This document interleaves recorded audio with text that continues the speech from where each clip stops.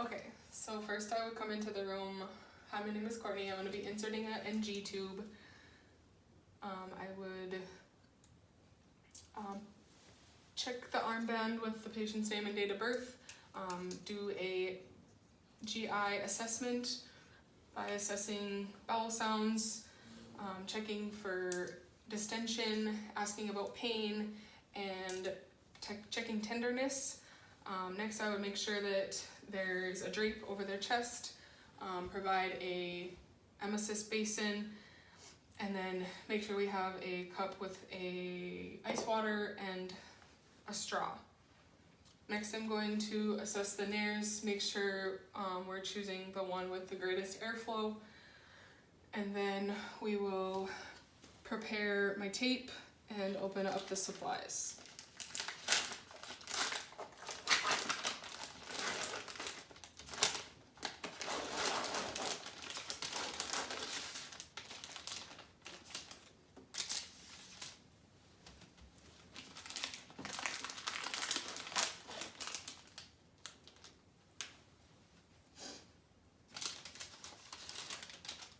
Going to put some lube here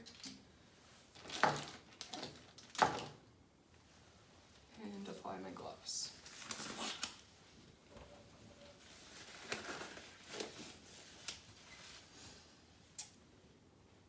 Okay, first we're going to coil this up and put in ice water to firm up the tube for easy insertion. I'm also going to secure that so nothing comes through. Next, I'm going to measure by going from the nose to the earlobe and down to the xiphoid process. And then I'm going to put some tape on there to mark it.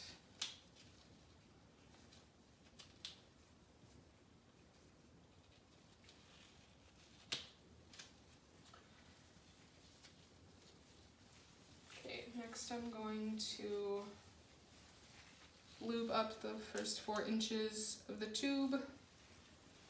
I'm going to ask the patient to tilt their head back. Make sure the water is easily accessible. Tilt their head back and advance the tube down to the nasopharynx. And once it's reached there, they can take a breath. And then I'm gonna ask them to tilt their chin down and take a sip of water. And every time they swallow, we're going to advance the tube down to the mark of the tube. And I'm going to temporarily tape it to their nose.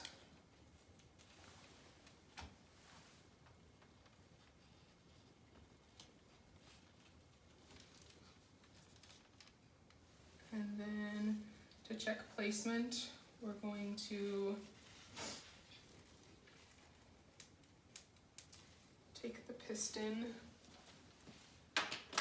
and aspirate a little bit of gastric juices and put it on the pH to see what the pH is. If it's between 1 and 4, you have reached the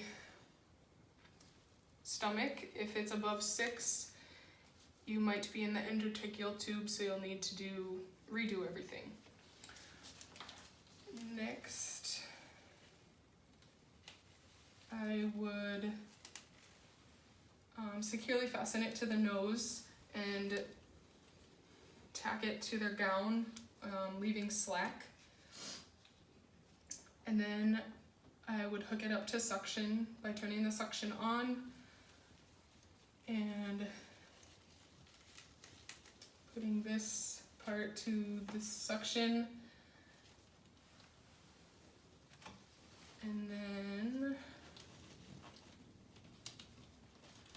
putting 5 mils of air into the blue tube.